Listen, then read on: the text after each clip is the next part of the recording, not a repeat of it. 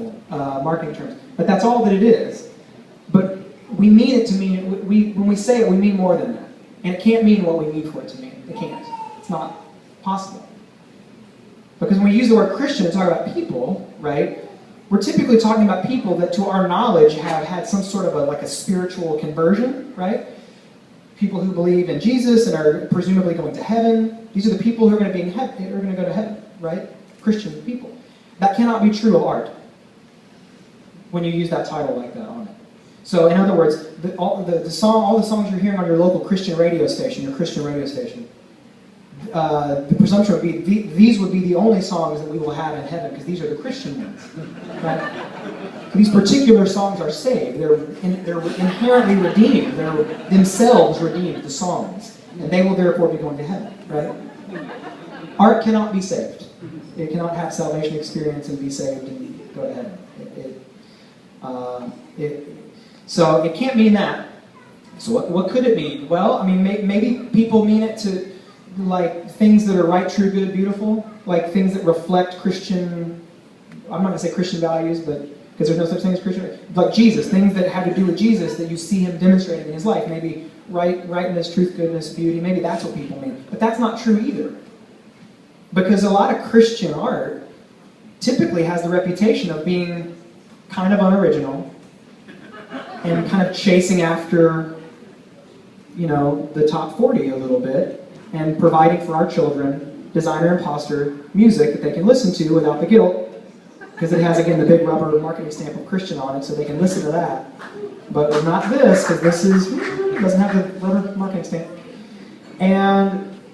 And also, if you go into one of these Christian retail stores, where apparently all the stuff that they have in there is Christian, right? The Christian store, where everything you go inside and everything is there is Christian. What does that mean?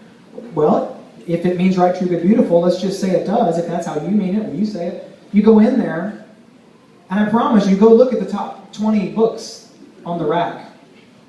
Listen to a little bit of Christian radio. I'm from Nashville, Tennessee, where the sausage is made in this regard, in terms of Christian stuff. And I've heard quite a bit. So many times that I have heard on Christian radio, that I've seen on Christian shelves in their stores, books or music that completely misrepresent the character of God, that completely misrepresent the condition of man. So clearly, the stuff with the big rubber marketing stamp of Christian on it is not inherently right, true, good, beautiful.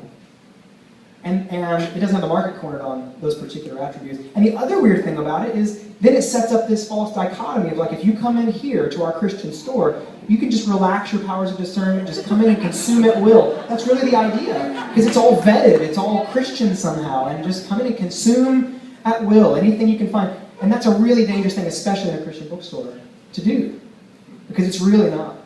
That's really, really not true of the stuff you're going to find in there. Not as a rule. I mean, and the other thing it does is set up this weird, so you got your false sense of security, right? You got your faith and your security in the big arbitrary rubber marketing category stamped on this stuff, and anything that doesn't have it over here, we're taught to just fear that stuff, avoid it, don't even look at it, don't go near it, right? Stuff that doesn't have the big rubber marketing stamp. But the problem is, I will represent people who make Christian stuff. I've been doing it for apparently 20 years. Just as liable to lie to you as anybody else. I'm just as likely to mislead you, even accidentally, as anybody else. Am I a follower of Jesus? Yes. But that has nothing to do with me. That's like, it's not infused, it's imputed, it's on my outside. It's not, my heart never sleeps. It's a little factory generating, it's a manufacturing things for me to worship 24 hours a day. So if Christian art is what comes out of Christian people, let me tell you, if there's anybody making secular art, it's me. Because my heart is thoroughly secular. It does not reform.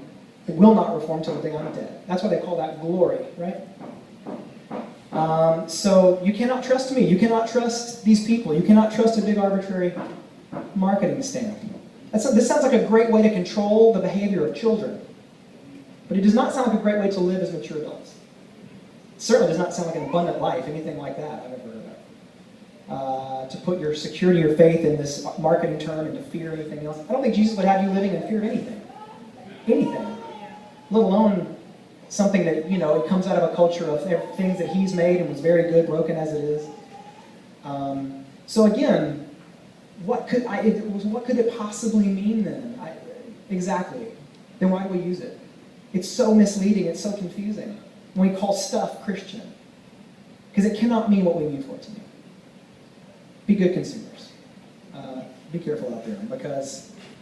So I don't use it, I don't even know what that could possibly mean. But apparently among the criteria to get the marketing stamp is not having a song about Jesus, because the first 10 years I did this job, I had the stamp, and I did not have not one song about Jesus. So apparently that's not part of the criteria, if that confuses you any further.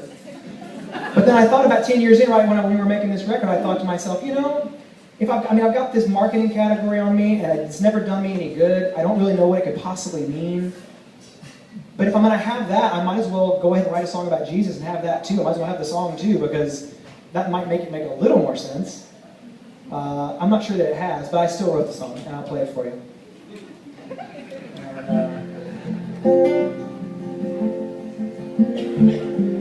So, I should be paying you for this. I mean, I need to sit down and talk to somebody, apparently.